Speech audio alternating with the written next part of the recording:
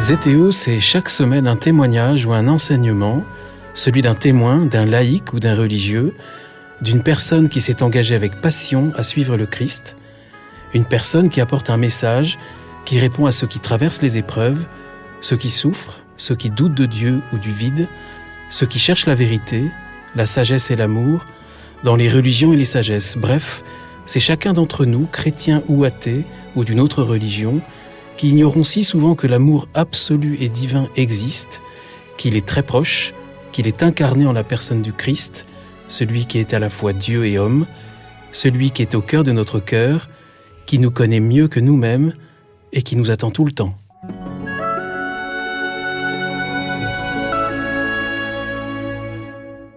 Bonjour chers auditeurs de ZTO, bienvenue pour un nouvel épisode, je suis Guillaume Devoux et je suis très honoré de vous proposer aujourd'hui la rencontre avec un des plus grands écrivains français de ce début de XXIe siècle, Éric Emmanuel Schmitt, bonjour. Bonjour. Éric Emmanuel Schmitt, inutile de vous présenter ni de rappeler que vous êtes dramaturge, romancier, comédien, réalisateur, membre de l'Académie Goncourt. Pour l'anecdote, vous êtes joué dans plus de 50 pays, traduit dans plus de 50 langues. Vous êtes l'auteur vivant le plus étudié dans les collèges et les lycées français. C'est impressionnant. Alors, je voudrais vous remercier d'avoir accepté mon invitation à laquelle je me préparais encore hier soir en retrouvant un peu au hasard dans ma bibliothèque Oscar et la Dame Rose, livre que j'ai relu avec la même émotion qu'à sa parution il y a près de 20 ans. Et j'aimerais justement profiter de cette lecture que j'ai faite hier pour vous poser ma première question. Ce matin, Éric Emmanuel Schmitt, en vous levant, comment avez-vous regardé la journée qui commençait ? Est-ce que vous avez regardé le monde comme si c'était la première fois, comme le fait Oscar à la fin du livre ? Franchement, oui. Franchement, oui. J'ai l'appétit de chaque jour qui arrive. De même que j'ai l'appétit de la nuit qui vient. Je me souviens, j'ai été joué par une grande interprète qui était Danielle Darieux, qui justement a créé Oscar et la Dame Rose au théâtre. Et un jour, je lui ai dit, Danielle, quel est le secret du bonheur pour toi ? Et elle m'avait répondu, ouvrir les volets le matin et les refermer le soir. C'est-à-dire aimer tous les moments. Aimer le jour, aimer la nuit. Être disponible, être présent au monde. Oui, j'avoue que j'ai cet appétit, même quand je me lève fatigué, ce qui était le cas ce matin, puisque j'ai eu un week-end épuisant, entre les émissions de télévision, la foire du livre de Brive, la rencontre avec les premiers journalistes. Alors, je suis d'autant plus reconnaissant d'accorder du temps au podcast. ZTO, c'est un podcast chrétien, écouté par des personnes. Alors, ZTO, en grec ancien, c'est chercher pour trouver. C'est écouté par des personnes qui cherchent ou qui ont rencontré le Christ. Vous-même, vous avez vécu à 28 ans une expérience dans le désert qui a marqué votre vie ? Oui, parce que je suis né athée, dans une famille athée, et j'ai reçu une instruction athée. Alors, j'avais une vague connaissance du christianisme, assez folklorique. C'était quelque chose qui était à part. Et puis, il se trouve que je fais un voyage dans le désert montagneux du Sahara, c'est-à-dire le Hogar. C'était pas anodin, c'était sur les traces de Charles de Foucault. Oui. Mais vous n'y étiez pas converti. Non, mais c'est lui qui m'y a emmené. En fait, on m'avait proposé d'écrire un film sur Charles de Foucault, j'avais écrit le scénario, et le metteur en scène, très généreusement, me dit eh bien, je t'emmène dans les endroits que tu as décrits en racontant la vie de Charles de Foucault, et comme ça, je ferai des repérages, et toi, tu t'imprégneras encore plus de tout ça. Et donc, c'était un voyage qui nous emmenait de Tamanrasset, là où habitait pendant l'année Charles de Foucault, à la Sécrème, c'est-à-dire les hauts plateaux du Hogar, où les nomades emmènent les troupeaux l'été, parce que la chaleur est insupportable en plaine, et où Charles Foucault lui-même avait un petit ermitage. Donc c'était sous le signe de Foucault, guidé par Foucault, et je pense totalement commandé par Foucault, puisqu'il s'est passé une chose étrange, je me suis perdu dans le désert, mais vraiment perdu, sans rien à boire, sans rien à manger. Très légèrement vêtu. Oui, c'est-à-dire un short et un t-shirt, c'est-à-dire vêtu pour le jour. On était en février, pas pour la nuit dans le désert qui est très froide. Et voilà, je me suis perdu après l'ascension du mont Tahat, qui est le plus haut sommet du Hogar. Et Et la nuit est tombée, le vent s'est levé, je me suis dit, voilà, je vais passer la nuit la plus horrible de mon existence. Et puis au fond de moi, il y avait, vous savez, comme sur les chaînes info, un bandeau qui passait, on met 3 jours à mourir de soif, on met 3 jours à mourir de soif, on met 3 jours à mourir de soif. Donc je savais que j'avais peu de temps, soit pour vivre, soit pour mourir. Et je me disposais à la panique. Et c'est exactement l'inverse qui s'est produit pendant cette nuit. J'ai vécu la plus belle nuit de ma vie, une nuit fondatrice, une nuit d'extase au sens propre. La nuit de feu, comme vous la nommez. J'ai repris l'expression de Blaise Pascal, parce que lui aussi était un athée qui a été converti en une nuit. Et dans le mémorial, c'est-à-dire le bout de papier qu'il portait continuellement sur lui, où il décrivait cette nuit, il y avait cette expression nuit de feu. C'est exactement ce que j'ai vécu. Vous l'avez décrite dans un ouvrage qui est paru en 2015. En même temps, vous dites que c'est une expérience difficile à écrire et à décrire. Oui, parce que les mots des hommes sont faits pour décrire le visible, pas l'invisible. Donc dès qu'on parle de cet invisible, de la présence de Dieu, du ressenti de la présence divine, on manque de mots et on est condamné à la poésie, on est condamné à la métaphore, on est condamné à l'inexactitude parce que les mots n'ont pas été faits pour décrire ça. Donc c'est très intéressant à écrire, justement, écrire l'ineffable. Mais ça tombe bien parce que vous préférez suggérer que décrire, je crois. Oui, ça c'est une grande leçon de Colette, qui dit j'ai toujours suggéré ne jamais décrire. Oui, j'ai essayé de suggérer ce qu'était une nuit de feu et quelle trace surtout ça pouvait laisser dans un homme pour la suite de sa vie. Et c'était sur le coup très physique, vous parlez d'extase, d'atomisation, de contraction, oui. C'était fort. C'était très fort physiquement et vous savez qu'en le réécrivant, on m'a emmené 2 fois à l'hôpital. Parce que je me suis mis à rééprouver ça. C'est-à-dire que je ne savais pas que mon corps aussi avait une mémoire et que, revivant ces moments dans mon esprit, mon corps les revivait aussi. Et on m'a emmené 2 fois à l'hôpital quand j'écrivais ces passages-là, en craignant que je fasse un infarctus. Et en fait, pas du tout. Et c'est mes proches qui m'ont dit, mais qu'est-ce que tu écris exactement à ce moment? J'ai dit, vous savez, le moment où... Et donc, à ce moment-là, j'ai compris ce qui se passait. Oui, c'est une expérience spirituelle, c'est aussi une expérience physique. Et moi, j'ai choisi de la décrire aussi comme une expérience physique. Alors ça s'est produit il y a plus de 30 ans. Oui. Comment est-ce que votre vie spirituelle a évolué depuis? Ça a été d'abord un travail alchimique très silencieux, très lent. Je me transformais intérieurement. C'est-à-dire que ma façon de percevoir le monde n'était plus du tout la même. Je passais d'une perception angoissée du monde à une perception confiante de l'univers. C'est-à-dire que maintenant, quand je ne comprends pas, je fais crédit. Je me dis, il y a quelque chose que je ne comprends pas parce que moi, je suis un esprit fini. Pas parce que l'univers ou le monde est fini. La limite, elle est en moi. Donc, je fais crédit. C'est-à-dire que je vis dans le mystère et non plus dans l'absurde.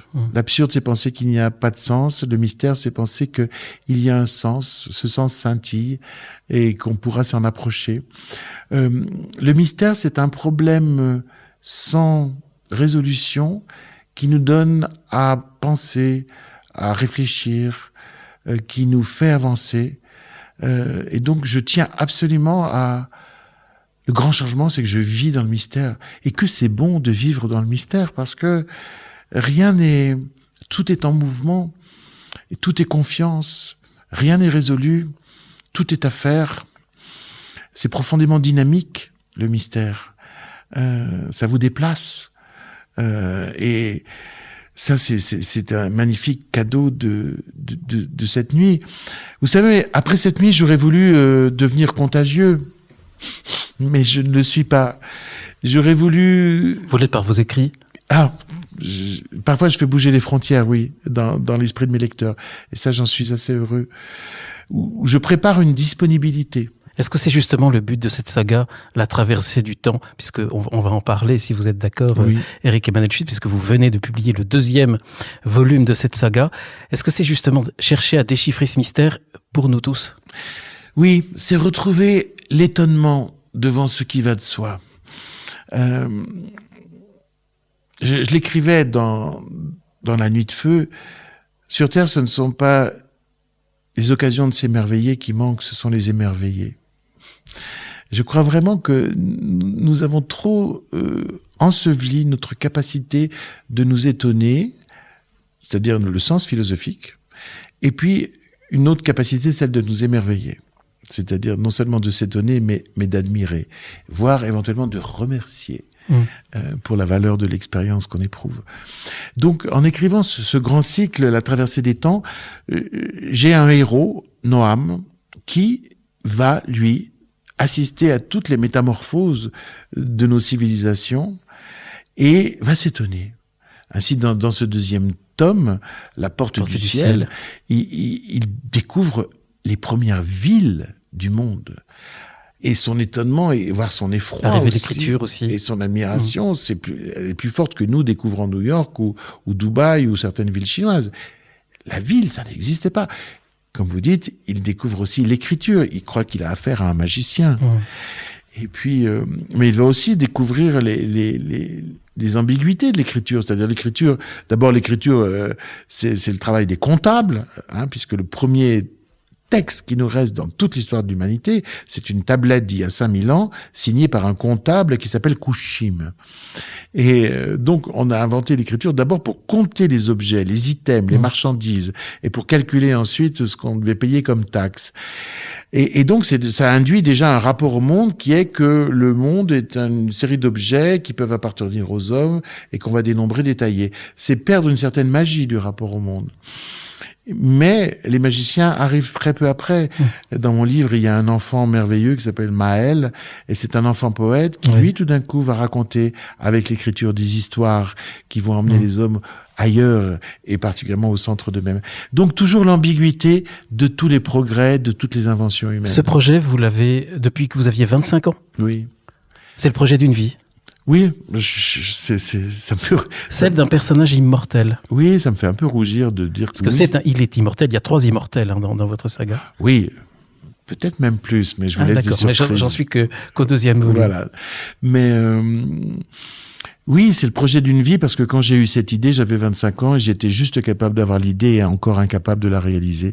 Et cette idée est devenue un programme de vie. Je me suis dit, voilà, il faut que tu te rendes capable un jour de pouvoir écrire cette histoire. Ça supposait évidemment des lectures d'historiens, de philosophes, de sociologues, d'histoire des religions. Ah, mais c'est incroyable, c'est académique, enfin c'est encyclopédique ce livre. C'est encyclopédique. On apprend énormément de choses. Je me suis posé la question, comment vous qui êtes tellement pris par tant d'autres passions et tant d'autres activités, vous faites comment vous avez deux vies? Je crois que mon encyclopédisme vient du fait que je suis multipassionné. Et puis surtout que, comme me disent mes camarades du Goncourt, je suis hypermnésique. C'est-à-dire que dès que ça m'intéresse, je retiens. Voilà, j'ai pas besoin d'y retourner. Parce que c'est quand même un projet, vous dites, de 5000 pages. Oui. Le plus passionnant des voyages. Bah oui, le voyage qui nous conduit à nous aujourd'hui, qui vise à comprendre. En plus, à comprendre que l'humanité a évolué pas par des choix, parce que souvent il n'y a pas de choix, il y a quelque chose qui s'impose et qui engage résolument l'humanité dans une direction qu'elle ne quittera plus. Par exemple, dans le premier tome, Paradis perdu, la sédentarité. Et je veux dire, à partir du moment où nos ancêtres chasseurs-cueilleurs deviennent sédentaires, l'humanité explose démographiquement. Elle devient beaucoup plus nombreuse, mais en même temps, pour les femmes, c'est le début d'un asservissement. Les chasseuses-cueilleuses avaient la même vie que les hommes, faisaient un enfant tous les 5 ans parce qu'il fallait le porter sur soi. Et il n'y avait pas tellement d'inégalité. À partir du moment où on invente le foyer, on invente la femme au foyer, on invente une position secondaire pour la femme, une domination masculine. Alors l'humanité croît, mais la condition féminine en prend un coup. À chaque fois se mettent en place des systèmes qui conduisent à notre monde, qu'on peut d'ailleurs corriger à partir du moment où on comprend mieux ce qui s'est passé. Alors justement, comprendre mieux ce qui s'est passé. En fait, votre projet, c'est d'écrire le récit commun de l'histoire de l'humanité. Oui. Et aussi de nous rapprocher tous, parce qu'en fait, nous avons beaucoup de choses en commun, même de différents continents et de différentes religions. Oui, mais je crois que c'est au cœur même de la littérature, cette volonté d'abolir la distance entre soi et l'autre. Je crois vraiment. Moi, quand je lis un roman russe, je suis russe. Je lis un roman japonais, je suis japonais. Quand je lis la Bible, je suis hébreu. Donc, je crois que l'humanisme est à l'intérieur même du processus littéraire. Abolir la distance entre soi et l'autre, quand on écrit ou quand on lit. Mais effectivement, je crois que nous partageons tous la même condition humaine qui est faite de plus de questions que de réponses, qui est mystérieuse, comme on le disait plus haut, et nous avons des façons différentes d'habiter le mystère. Certains habitent le mystère avec angoisse, d'autres avec présomption, d'autres avec arrogance, d'autres avec humilité, voilà.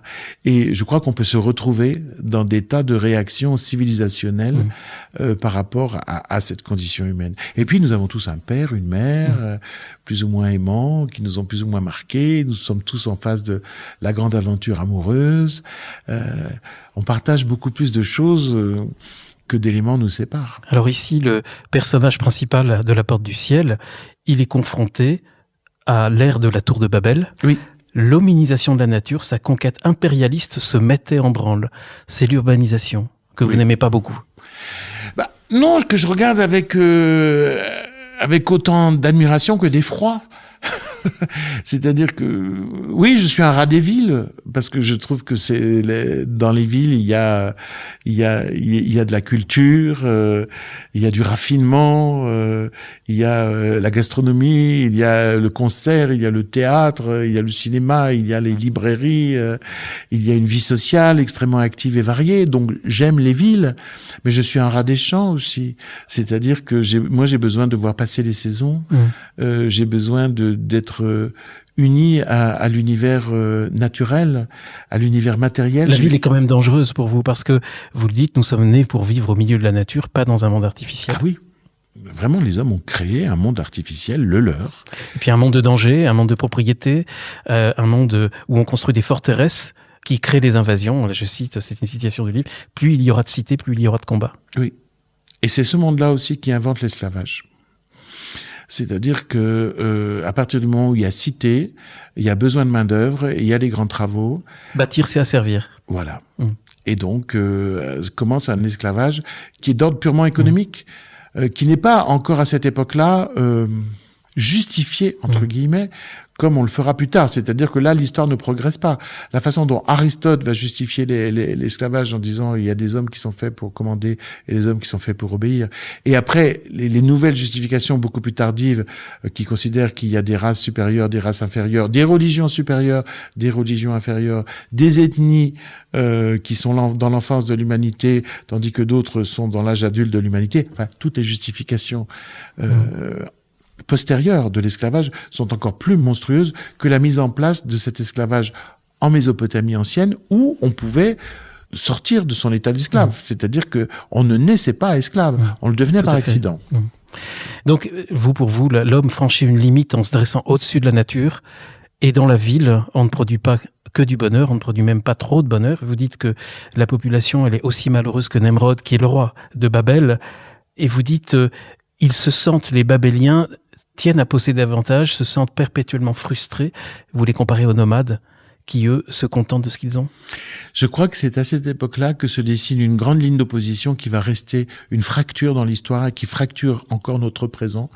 C'est-à-dire la civilisation urbaine qui consiste à vivre dans un monde absolument éloigné de la nature, un autre monde, qui consiste à créer une communauté autour d'une identité artificiellement construite, qui consiste aussi à... On se construit des tas de certitudes. Des certitudes, exactement.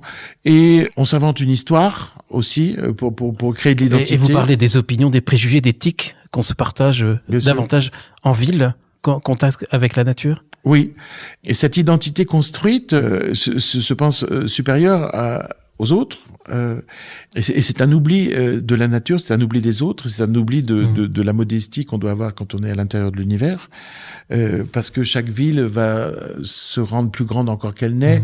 Son orgueil va pousser, par exemple, Nemrod à construire la plus haute tour au centre de Babel. C'est-à-dire, il y a une démesure humaine qui va s'affirmer. Et alors en face, j'oppose le modèle des pasteurs nomades. On rencontrera Abraham. On rencontre Abraham, qui est une des belles figures de ce livre. Et Abraham qui dit non, la terre n'appartient à personne. Les hommes sont faits pour se déplacer. Vivre, ce n'est pas accumuler le plus de biens possible, c'est respecter certaines valeurs d'une vie simple, etc. Et donc une spiritualité pastorale se met en place définitivement contre une spiritualité urbaine. Et en fait, la spiritualité nomade, celle des Hébreux, c'est une réaction aussi face à la modernité. Oui, c'est ce que vous dites. La Bible est un livre qu'écrivit un petit peuple de pasteurs effrayés par le développement de l'urbanisation, terrorisés par les premières villes du Moyen-Orient. Oui. Je ne savais pas. On l'a jamais dit comme ça. Ouais. Non, mais c'est des thèses personnelles. On l'a jamais dit comme ça. C'est-à-dire qu'en fait, ça semble très juste. Oui, les patriarches, puisque c'est comme ça qu'on les désigne dans la Bible, les patriarches hébreux, donc Abraham, toute première figure de ça, témoignent d'un mode de vie qui est une réaction par rapport à cette modernité galopante et triomphante qui ne s'interroge plus sur elle-même. Et il témoigne au fond d'un lien beaucoup plus ancien de l'homme avec la nature. C'est-à-dire, quand on lit le premier tome de Ma traversée des temps, Paradis perdu, les chasseurs-cueilleurs, qui eux étaient animistes et n'étaient pas du tout dans la même spiritualité, étaient aussi dans cette idée que la terre n'appartient à personne, qu'on peut y circuler librement, et qu'une vie réussie, ce n'est pas l'accumulation de biens, parce qu'ils se déplacent tout le temps. Et donc, en fait, la spiritualité de l'Ancien Testament, on la présente toujours comme une nouveauté dans l'histoire du monde, alors qu'en fait, je crois que c'est un pont très ancien avec l'histoire de nos ancêtres antérieurs. Alors, ce qui est étonnant, l'écriture, vous la dénoncez un petit peu, ça m'a étonné de la part d'un écrivain, parce que vous parlez d'une invention qui a permis aux bipèdes dépourvus de plumes de défier le destin. Les caractères de l'écriture effacent la mort, et vous ajoutez plus loin, elle marque aussi le début de l'enflure. Oui, mais c'est aussi ça, l'écriture. L'écriture, c'est d'abord l'acte comptable, ensuite c'est ce dont s'emparent les poètes pour tout d'un coup enrichir l'humanité et agrandir l'homme. Heureusement. Voilà. Mais c'est aussi, cette écriture, ce que Malraux appelait un antidestin, c'est-à-dire une façon de défier notre fragilité, notre vulnérabilité, le fait que nous passons de façon éphémère sur cette terre, pour inscrire son nom dans la pierre, comme vont le faire les dirigeants, comme vont le faire en Égypte les pharaons, pour aller au-delà de sa propre vie charnelle et laisser une trace, laisser son nom, laisser son histoire, etc. Donc un orgueil démesuré. Vous dites, au-delà de la réalité charnelle, vous dites que l'écriture creuse un écart entre l'homme et la nature.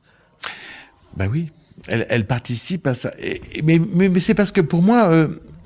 J'ai le sens de l'ambiguïté et du paradoxe. Pas pour rien si j'ai écrit ma thèse sur Diderot. J'ai une nature encyclopédique, comme Diderot, fondateur de la première encyclopédie. Et j'ai aussi le sens de l'ambiguïté et du paradoxe. C'est-à-dire que pour moi, aucun objet n'a qu'une signification. Pour moi, tout objet est un diamant à multiples faces. Et tout ce qui apparaît dans l'humanité peut être considéré comme un progrès, mais aussi comme un abandon et aussi comme l'ouverture sur un inconnu qui ne sera pas forcément plus agréable à habiter que ce qu'on avait connu avant. Donc je continue sur l'écriture, ça m'a quand même taraudé de la part d'un écrivain, pardonnez-moi, Éric Emmanuel Schmitt, vous dites qu'elle offre une perpétuité, l'écriture elle change l'homme, tandis que la phrase qu'on articule, elle disparaît comme le sucre fond dans l'eau, la phrase qu'on écrit reste gravée dans le marbre. Est-ce qu'il y a des moments où effectivement vous préférez la sacralité de la parole dite, comme au théâtre, ou comme dans un podcast comme maintenant ? J'avoue que je suis très très ambigu. C'est-à-dire que j'aime quand on écrit sur l'eau, ce qu'on est en train de faire en ce moment, ce qu'on fait au théâtre. On écrit sur l'eau, c'est-à-dire on écrit sur la mémoire des spectateurs. Et chaque spectateur emmène ses souvenirs et ça va devenir ça, la vie. Et puis, en même temps, je suis comme tous les hommes, j'aimerais que certaines choses s'inscrivent d'une façon non éphémère. Vous trouvez d'ailleurs ce même paradoxe chez Camus. Camus qui décrit le comédien, celui qui est totalement soumis à l'éphémère comme le sage suprême et qui en même temps, lui, fait une œuvre qui est amené à dépasser l'ici maintenant. Bien sûr, j'ai aussi cet espoir que des paroles fondamentales, et c'est arrivé dans le passé, subsistent, restent et continuent à nourrir les hommes. C'est-à-dire que dans l'écriture, il y a un défi orgueilleux qui consiste à braver le temps, mais il y a aussi une transmission. Heureusement que je peux lire... Donc c'est pas simple. Voilà, heureusement que je peux lire la Bible, Ancien et Nouveau Testament compris. Heureusement que je peux lire Platon et Aristote, parce qu'ils nourrissent ma pensée. Le prolongement de l'écriture, c'est la télécommunication. Vous la décrivez et la dénoncez aussi, puisque vous dites aujourd'hui la Terre s'est ratatinée, plus jamais l'enfant n'éprouvera le sentiment d'immensité. Écoutez, on vient de le vivre avec cet épisode Covid. La Terre a rapetissé. C'est devenu un village dans lequel un virus circule. Elle n'a jamais été aussi petite. Donc, imaginez nos ancêtres. Ils n'avaient aucune idée de la taille de la Terre. D'ailleurs, ils la pensaient beaucoup plus petite qu'elle n'est. Plus jamais l'enfant n'éprouvera le sentiment d'immensité. Vous l'écrivez. En même temps, vous aimez effectivement l'ambiguïté, Éric Emmanuel Schmitt, puisque la ligne plus loin, vous dites pour combien de temps encore. Donc, le plus jamais, vous le tuez dans la phrase plus loin. Exactement. Ben, c'est une grande partie de l'expérience humaine, c'est d'avoir le sens du sublime, c'est-à-dire d'être devant quelque chose qui vous dépasse. On éprouve ça quand on est face à l'océan, on éprouve ça quand on est en montagne, on éprouve ça dès qu'on lève la tête vers le ciel. On se sent minuscule dans un monde immense. On se sent faible dans un monde extrêmement plus puissant que soi. Et ce sentiment, paradoxalement, est bon. Et puis ça veut dire aussi que peut-être que vous pensez qu'on va surmonter les difficultés dans lesquelles nous sommes aujourd'hui. Moi, j'ai confiance dans le génie humain. L'humanité progresse à travers les catastrophes. C'est jamais la volonté du bien qui fait progresser, c'est la réaction au mal. Bah, c'est comme la tour de Babel, sans spoiler le livre, parce qu'il faudra que les auditeurs le lisent, évidemment. On sait qu'elle va tomber, la tour, mais comme vous le dites vous-même, elle s'écroule d'elle-même, c'est pas Dieu qui l'a fait tomber. Exactement. C'est les hommes qui s'infligent leur propre tourment. Exactement. Babel, c'est le génie humain dans sa grandeur et dans ses insuffisances. Parce que j'explique qu'on ne pouvait pas, avec les moyens de l'époque, faire c'est un projet de 36 étages. Voilà, ériger une tour pareille et qu'elle s'effondre à cause des hommes, puisqu'il y a un tyran et un astronome qui insiste pour que cette tour s'érige alors que l'architecte dit elle va s'effondrer. Donc c'est vraiment les hommes. Voilà. Et pour moi, vous savez, c'est clair, les auteurs du mal, ce sont toujours les hommes. Pour moi, Dieu n'est pas quelqu'un qui produit des catastrophes. Les catastrophes, elles sont humaines. Mais il se trouve que par ailleurs, il y a un génie humain qui fait que à la catastrophe, il y a une réaction qui permet d'engendrer un nouvel ordre, un nouveau moment du monde, une nouvelle étape du monde. Et moi, je crois que nous sommes dans un moment un petit peu catastrophique au niveau écologique, mais que le génie humain, justement, après ou devant la catastrophe, saura réagir. D'ailleurs, vous citez Greta Thunberg est une des héroïnes de votre livre. J'étais étonné puisqu'il y a des sauts dans le temps. Alors, on va pas du tout spoiler le livre parce que ça se lit. Il y a de l'action, de l'aventure, du suspense. Une reine Koubaba, experte en diplomatie et en fake news. Je l'adore. Oui, vous n'êtes pas le seul. Je l'ai beaucoup aimé. Et Greta Thunberg, donc que vous respectez beaucoup. Oui. Et alors, Noam, votre personnage, il préfère la nature. Il y a une transparence dans les relations entre les vivants dans la forêt, quand dans la ville, ces relations, vous dites, elles sont opaques. Oui. Noam est un tympan à l'unisson du monde. Noam, c'est le pouls du monde. Il est un vivant parmi les vivants. Alors, il doit ça sans doute à son enfance lacustre, son enfance dans une nature extraordinairement généreuse. En fait, c'était en Ukraine, son enfance. On le découvre à la fin du premier tome. Mais les belles terres d'Ukraine. Oui. Je connais un petit peu. Et il a reçu ce rapport extraordinaire à la nature, ce qui fait d'ailleurs qu'il est un guérisseur, c'est-à-dire qu'il essaye de chercher les secrets du vivant pour aider ses contemporains, c'est-à-dire il est médecin. Au fur et à mesure qu'on va avancer dans l'histoire, on va découvrir aussi qu'il est guérisseur parce qu'il veut trouver le secret de la vie pour les autres, mais il veut aussi trouver le secret de la mort pour lui, parce que sa condition d'immortel va lui sembler de plus en plus insupportable. Elle est pesante, même pour Noura, qui est l'héroïne et qui, elle, trouve que c'est même un poison, cette immortalité. Oui, parce que qui dit immortalité dit disparition de la naissance. Puisque c'est la mort qui rend possible la vie, et tout d'un coup, quand on sort de cette chaîne, évidemment, la vie n'est plus à transmettre puisqu'elle est là. Et Noura est une femme, et Noura, elle a vécu jusqu'à cet accident qui l'a rendue immortelle. Elle a vécu avec cette idée que elle avait un certain temps pour transmettre la vie et que elle était aussi sur Terre pour transmettre la vie. Cette vie-là, elle s'est toujours imaginée mère, et recevant le cadeau de l'immortalité, elle ne peut pas être mère. Et elle, pour elle, l'immortalité va véritablement être une tragédie. C'est pour ça que vous dites que l'éternité n'est pas féminine. Oui. J'avais pas compris. Oui, parce que le rapport au temps d'une femme n'est pas le rapport d'un homme. En nous, chez nous hommes, le temps est entre guillemets est silencieux. Enfin, pendant une partie de notre vie, chez une femme, mensuellement, le temps se rappelle à elle. C'est pour ça qu'elle est perdue. En fait, elle le dit. Elle se sent perdue. Elle se sent perdue parce que ces repères chronologiques, qui sont des repères d'une femme, ont totalement explosé. Et du coup, elle veut continuer à se sentir femme, alors que quelque part, l'immortalité cesse de la rendre femme. Alors, ce rapport avec le temps, il est évidemment très important dans ce livre. Si vous me permettez, j'aimerais revenir un tout petit peu sur ce rapport, cette communion avec la nature, parce que c'est ce qui m'a le plus fortement ému et marqué pendant cette lecture, ce contact de Noam. Il dit « J'abandonnais les sentiers et filais au hasard des fourrés, des futaies, des prairies, privilégiant les bois infrayés et touffus, les clairières clandestines. Mon corps créait le chemin au lieu de le suivre.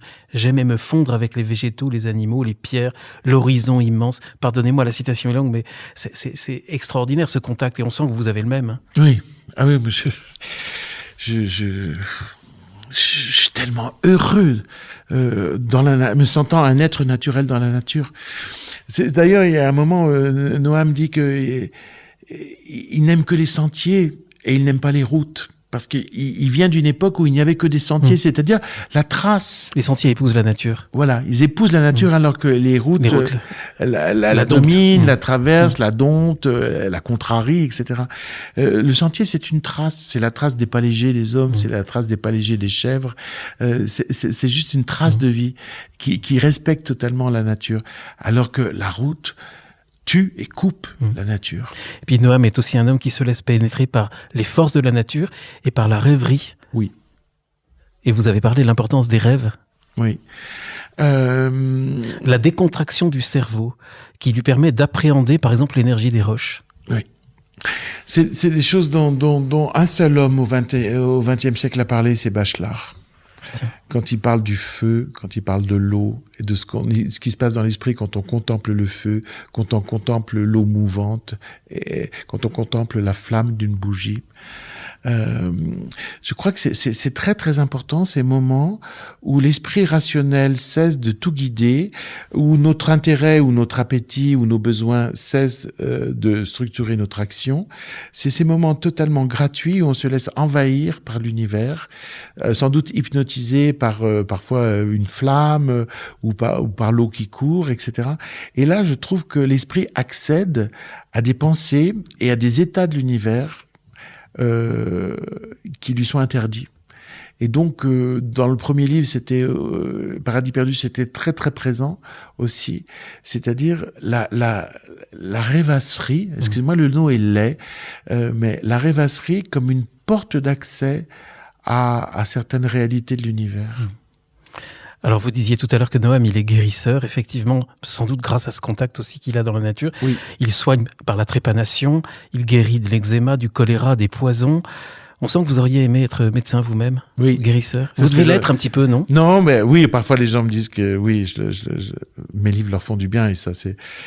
Je préfère qu'on me dise que mes livres font du bien que qu'on me dise vos livres sont bien.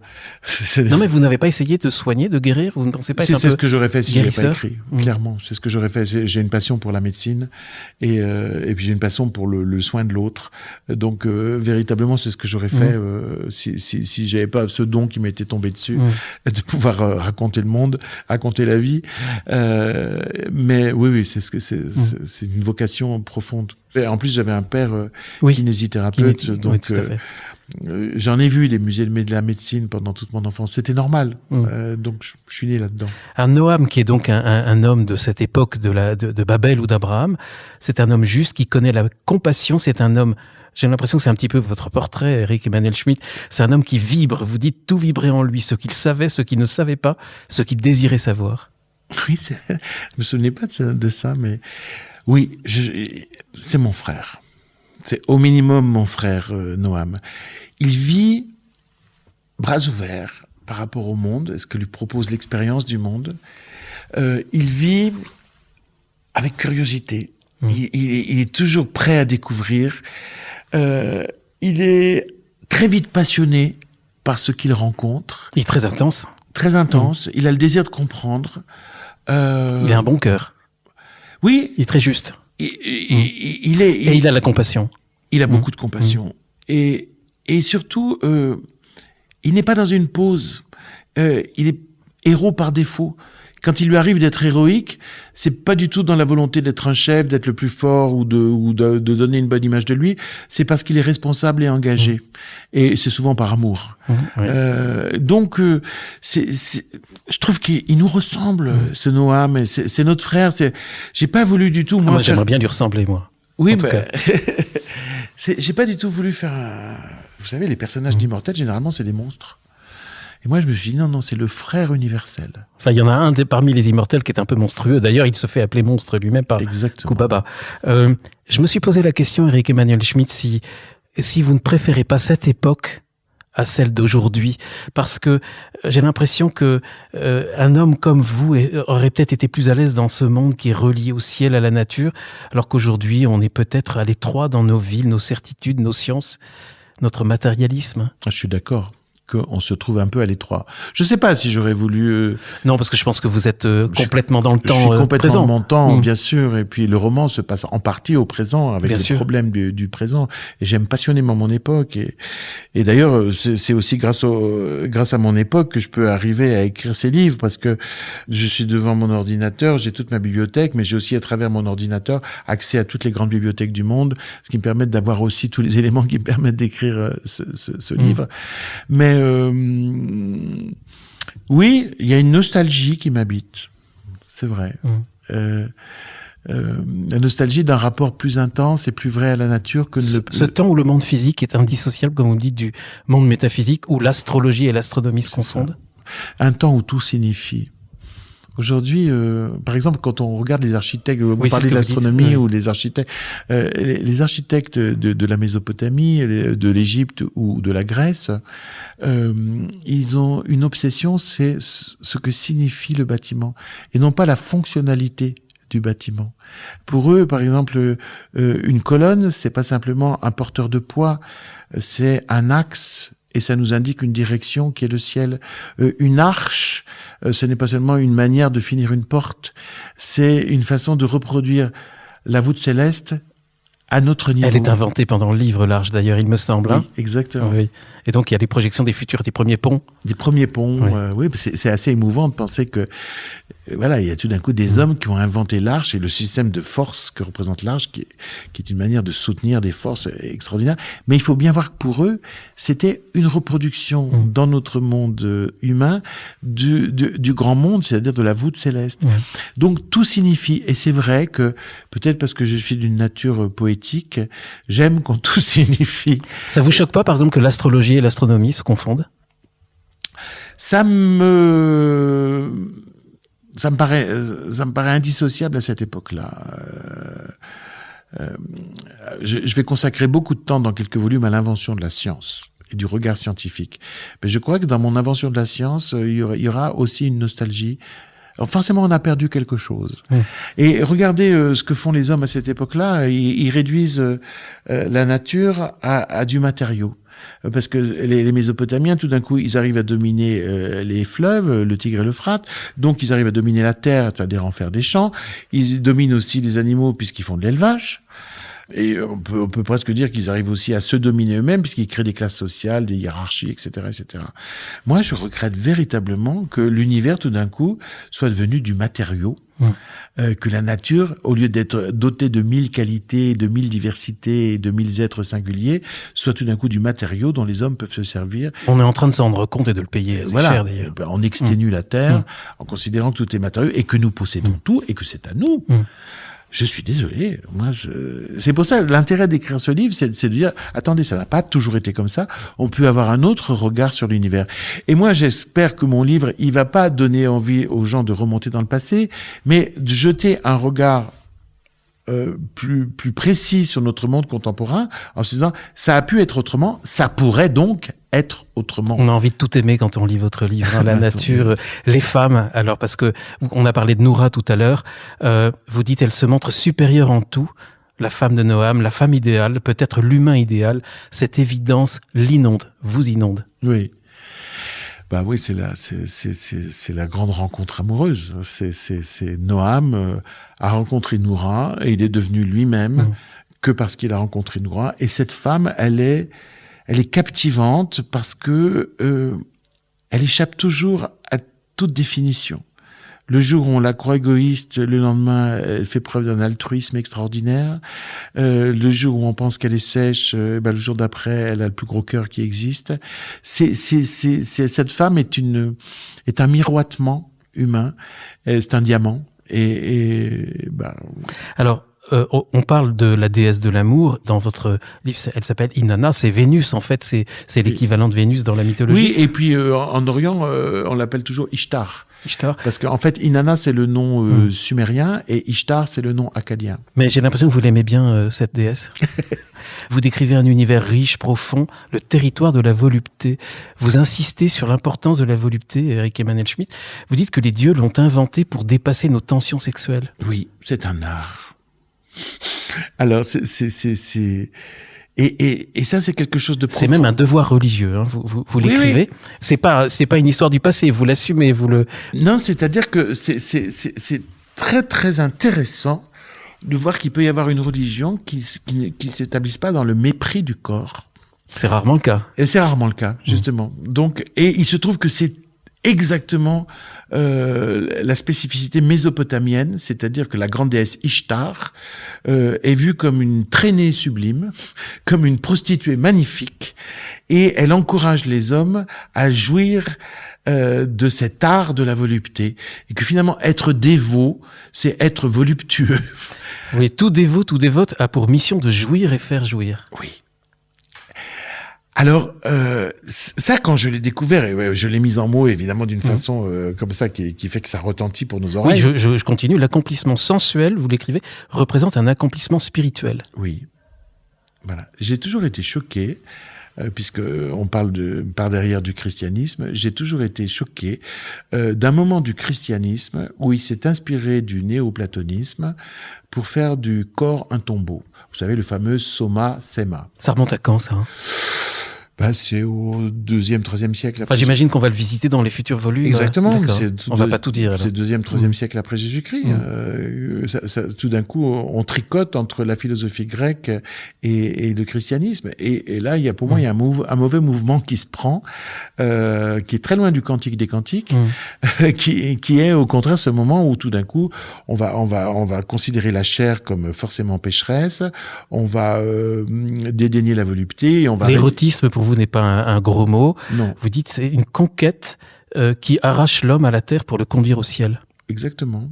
C'est comme l'érotisme, c'est un art qui nous rend plus humains et qui nous rend plus ouverts et proches de l'autre. C'est pas souvent que des chrétiens ont ce genre de sujet. Oui, j'ai jamais été complexé là-dessus. Et je tiens absolument à dire qu'on peut être chrétien et voluptueux. Parce que je déteste cette empreinte que je dénonçais, ce chemin qui a été pris à un moment de l'histoire du christianisme, qui a consisté à mépriser le corps, à le lacérer, à l'humilier et à réduire la relation de l'homme et de la femme à la relation de reproduction. Enfin. Et vous dites, certains et certaines ne rencontreront jamais le plaisir, faute d'habiter leur corps. Oui, ça c'est une tragédie. C'est étonnant pour le christianisme qui parle d'incarnation, oui, de refuser l'incarnation des hommes. Mais oui, je trouve que véritablement il y a quelque chose de pervers et de raté dans une direction qu'a pris le christianisme par rapport au corps. Et d'ailleurs, je pense que le christianisme a éloigné beaucoup de gens d'une spiritualité sublime qu'on trouve dans le Nouveau Testament à cause de cette haine du corps, de ce mépris du corps et de ce mépris de la volupté. Moi, je connais des gens qui ne veulent pas s'approcher du christianisme à cause de ça. Je leur dis, lisez le Nouveau Testament, vous ne trouverez rien de tel. Rien. Dans les 4 évangiles. Lisez le Cantique des Cantiques, vous ne trouverez rien de tel. Or, il y a eu des couches d'interprétation qui ont enseveli ce qu'aurait pu être C'est qui les coupables? Saint-Augustin? Non, mais les coupables, ils sont nombreux, ils succèdent, ils sont dus au mélange de cultures. Après, ils sont dus à une volonté de domination, peut-être masculine aussi, en réduisant l'importance du désir et de la chair, on réduit aussi la femme à un rôle accessoire. Enfin, il y a peut-être aussi autre chose, parce que vous parlez du torticolis mystique. J'ai beaucoup aimé ça, Éric Emmanuel Schmitt, parce que justement, on passe à cette époque, justement, mésopotamienne, de religion animiste, trop horizontale, cette fois-ci à des torticolis mystiques où on passe son temps à regarder en l'air, où finalement on méprise le corps. Est-ce que c'est pas ce que l'Église catholique, dans la crise qu'elle vit en ce moment, en paye les conséquences? Je le pense malheureusement. Hein. Alors parce qu'il y a quelque chose de bien au départ du torticolis, c'est qu'on se redresse, c'est qu'on regarde le ciel, c'est qu'on regarde pas ses pieds. Mais qui dit torticolis dit aussi douleur et paralysie.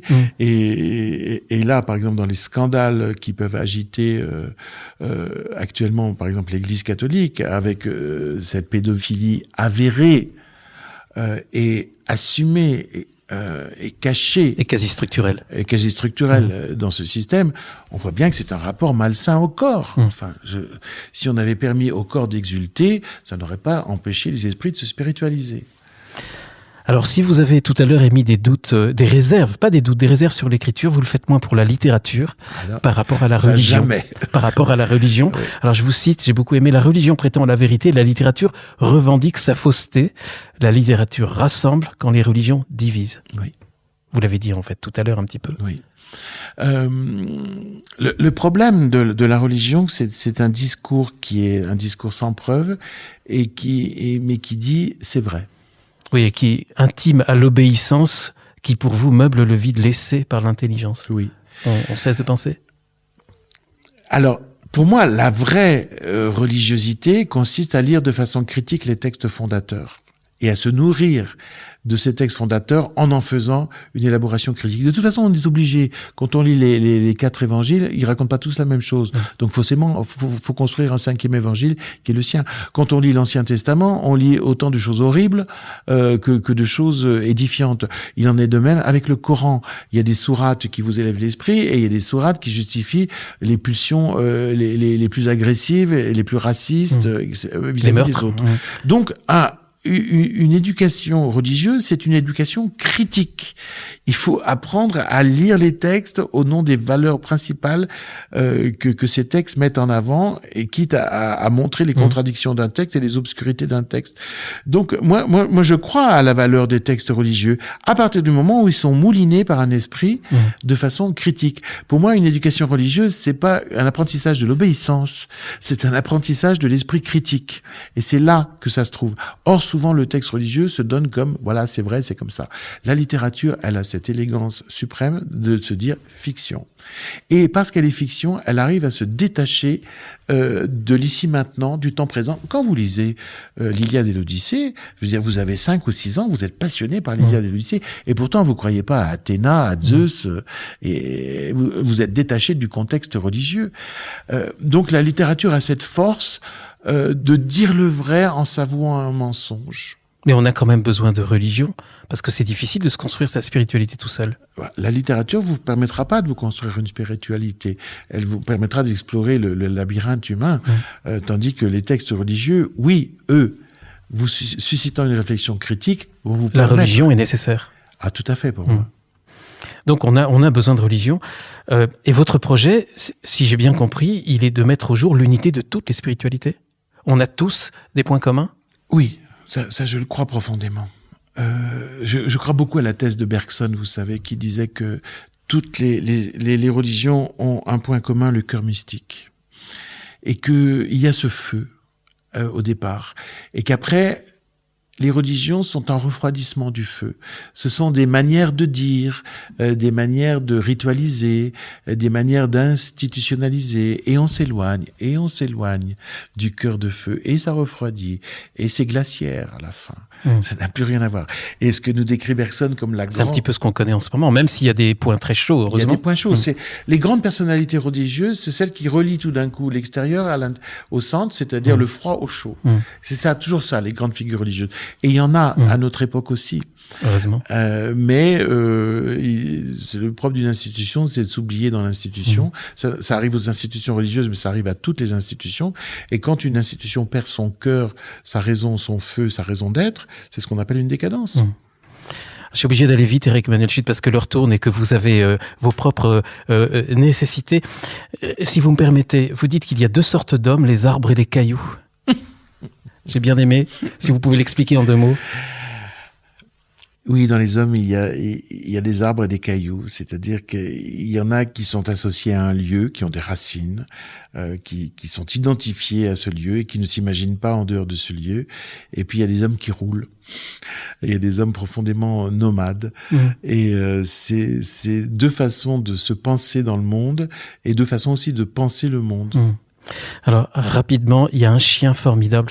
J'adore mon chien, donc je pense à mon chien. Rocco, un amour pur épanoui, mon unique amour réussi. Pour l'instant, Noam peut dire ça. Vous l'avez ressenti vous-même déjà dans votre vie? Non, parce que j'ai la chance de vivre un véritable amour, mais par contre, j'ai vécu plusieurs grands amours avec les chiens. Parce que c'est un amour sans filtre. C'est le chien qui m'apprend à ne pas avoir de filtre. Parce que moi, comme tout homme, j'en mettrais par prudence. Mais le chien, lui, est sans filtre, sans retenue, inconditionnel. Donc, j'ai eu plusieurs chiens dans ma vie. Ça a été chaque fois des histoires d'amour extraordinaires. Et je crois même que mes chiens m'ont appris d'abord à être joyeux chaque matin. Ensuite, à avoir le sentiment d'être au centre de l'univers. Vous savez, quand un maître et son chien sont côte à côte, il y a une chaleur et chacun pense qu'il est à sa place. C'est quand même extraordinaire, ça. Donc, Noam rencontre le premier chien de sa longue vie. Il y en aura d'autres.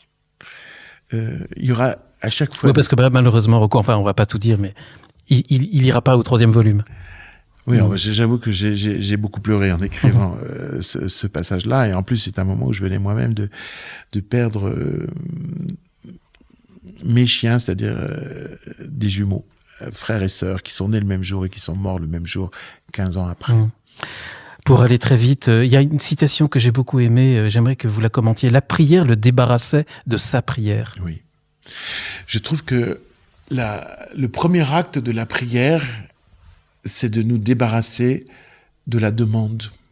On prie parce qu'on veut demander quelque chose, et puis très vite, on se débarrasse de cette demande et on se rend compte de ce qu'elle a parfois de sot, d'égoïste, de contingent, de contextuel. Et je trouve que la prière nous éloigne de la demande pour nous mettre dans l'acceptation. Et qu'elle nous fait faire un magnifique chemin, la prière. Moi, je prie pas pour demander, mais pour me débarrasser de la demande. Dernière question ou dernière observation que j'aimerais partager avec vous. Vos personnages, ils font des rencontres incroyables. On n'a pas toujours le sentiment dans nos vies quotidiennes de faire ces rencontres. Est-ce que c'est parce qu'on ne sait pas les voir ou qu'on ne sait pas les susciter? Moi, ça m'a frappé beaucoup. Les rencontres incroyables que Noam, Noura font pendant ce livre. Moi, je crois qu'on les fait, les rencontres. Mais qu'on n'est pas disponible à ces rencontres parce que déjà on est pris dans une texture de vie, dans un réseau de vie. Moi, il m'arrive très souvent de rencontrer des gens et de me dire j'aurais vraiment envie d'être son ami. Et en même temps, tout de suite après, je me dis mais Éric, tu n'as déjà pas assez de temps pour tes amis. Alors, je passe un moment avec quelqu'un derrière lequel je vois un ami virtuel qui pourrait être important dans ma vie, puis je referme la porte parce que je repars dans ma vie. Donc voilà. Est-ce que vous, j'ai une invitée récemment qui citait François Mauriac, qui disait l'empreinte d'un homme sur un autre est éternelle, aucun destin n'a traversé le nôtre impunément. Il n'y a pas de rencontre fortuite? Ça, c'est la grande question. Pourtant, on en fait. La question du destin.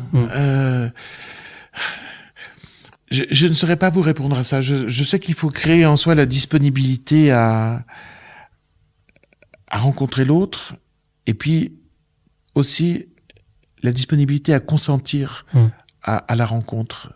C'est-à-dire, là on retrouve un des poètes que j'aime le plus, Claudel qui disait « il faut consentir à aimer ». Je pense que beaucoup de gens rencontrent l'amour, mais ne consentent pas à aimer.